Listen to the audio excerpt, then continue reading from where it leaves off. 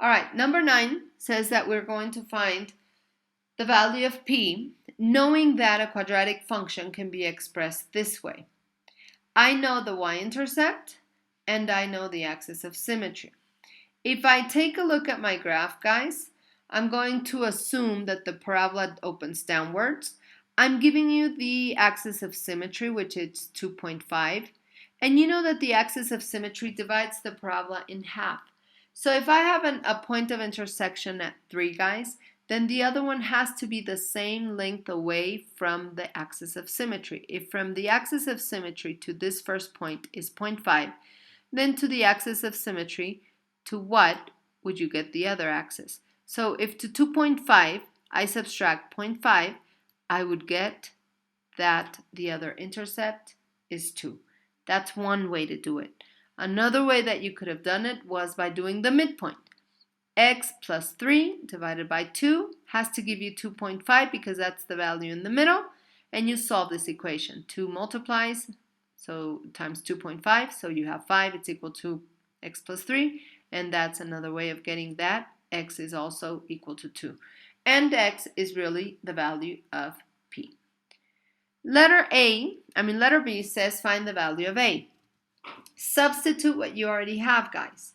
We know that we're looking for a, but we know that p is 2, so we substituted the value of p here. But we also know that there's a point that goes through that parabola, which is 0, minus 6. So if I substitute the value of y here at minus 6 and the value of x with 0, then I can have an equation where I'm only missing the value of a.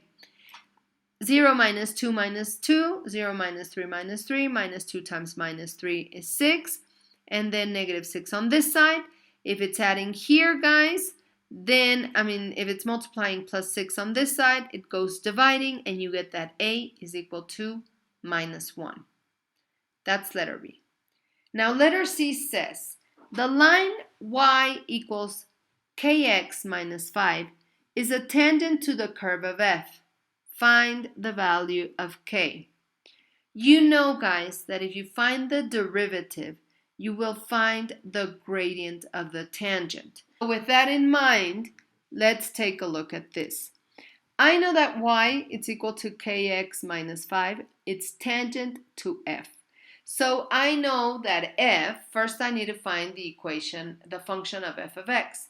You know that f of x, guys, is minus x squared plus 5x minus 6. We substitute what we found. We found the value of a, which is minus 1. We found the value of p, which is 2. I multiply these two parentheses and I get x squared minus 5x plus 6, multiply by negative 1, and this is my function.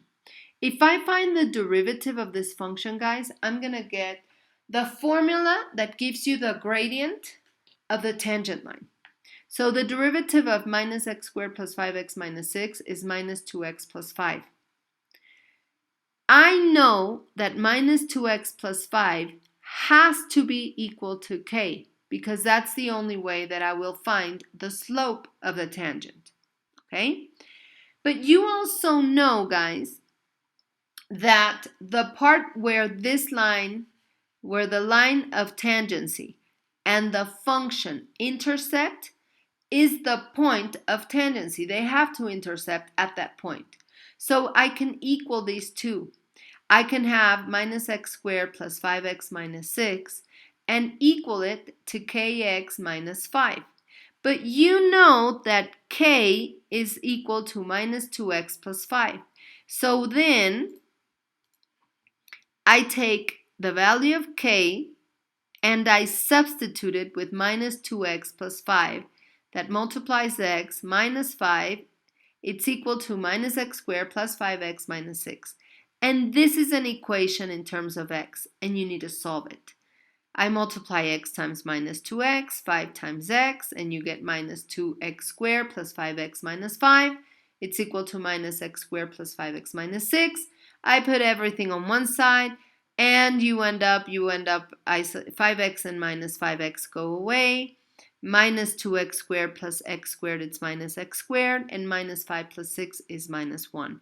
I factor this, guys, and I get that x is equal to 1 or x is equal to minus 1. With this, now you can find the value of k. If I substitute, guys, 1 into my x, if I substitute a 1 into my x, you would get x minus 5. Okay? If I substitute minus 1 here, 1 here, you would get minus 1 plus 5 minus 6. I solve this equation and I get that x is equal to 3. You have to do the exact same thing, but now with the value of negative 1.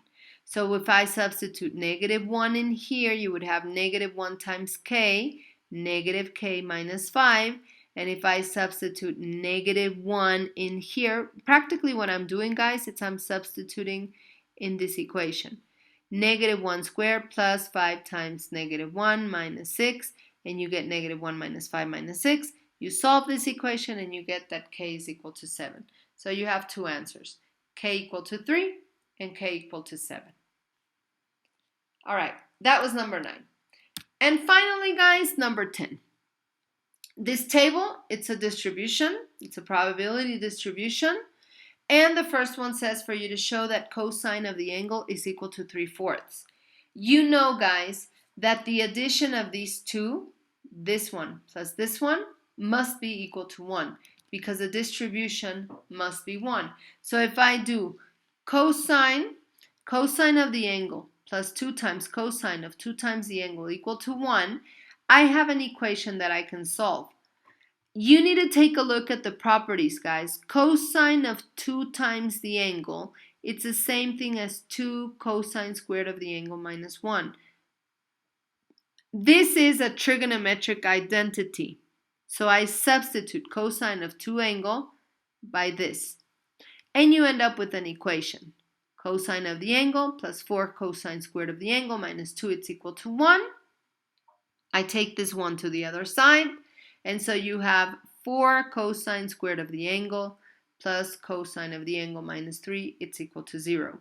This is a quadratic equation, guys. You can look at it. If x of the angle, I look at it as if cosine of the angle, I look at it as an x, this would be 4x squared plus x minus 3 equal to 0. And the way to solve x would be with general formula. So a is 4, b is 1, and c is minus 3.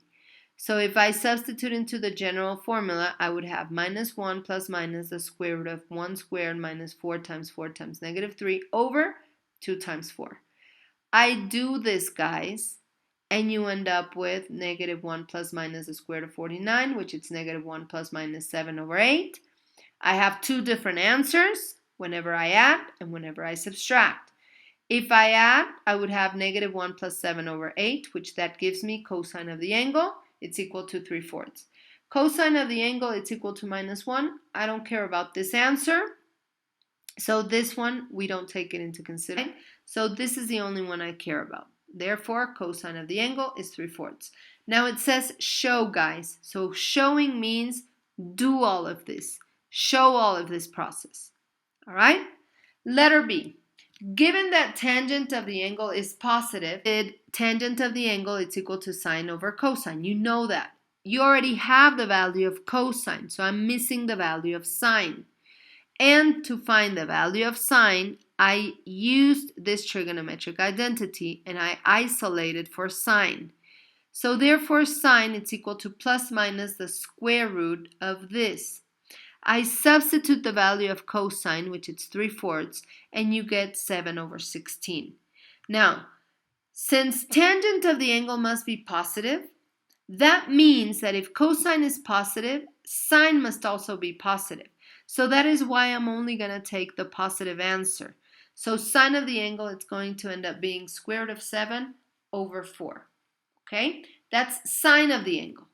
Now I can substitute into tangent. So tangent of the angle, it's going to be square root of 7 over 4 over 3/4, which it's tangent, guys. Remember that cosine of the angle is equal to 3/4. It's already given. I do my sandwich property, and I get that tangent of the angle is the square root of 7/3. And finally, guys, the last one says, let y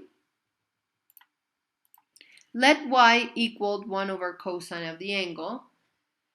And I want you to find the volume of the solid that it's formed between this angle, and pi/4 when it's rotated around the x-axis.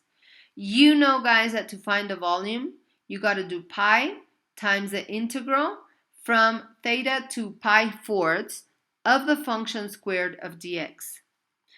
I do 1/cosine squared. It's 1/cosine squared of x. And you should know that 1/cosine squared of x is the same as secant squared of x. Or if you look at your formula booklet, guys, it gives you the integral of this, which is the derivative of tangent. So you know that the integral of secant squared of x, or the integral of 1/cosine squared of x, is tangent of x. So my volume is given by pi tangent of x evaluated from pi/4 to theta. Okay? So you evaluate tangent of pi/4 minus tangent of theta. Tangent of pi/4, guys, if you remember your unit circle, it's 1. And so you have that the volume, it's equal to pi times 1. And tangent of the angle, you already found it before, guys. Tangent of the angle is equal to this. So 1 minus the square root of 7/3. Pi times 1 gives you pi. Pi times negative square root of 7/3 gives you this. And this would be your final volume.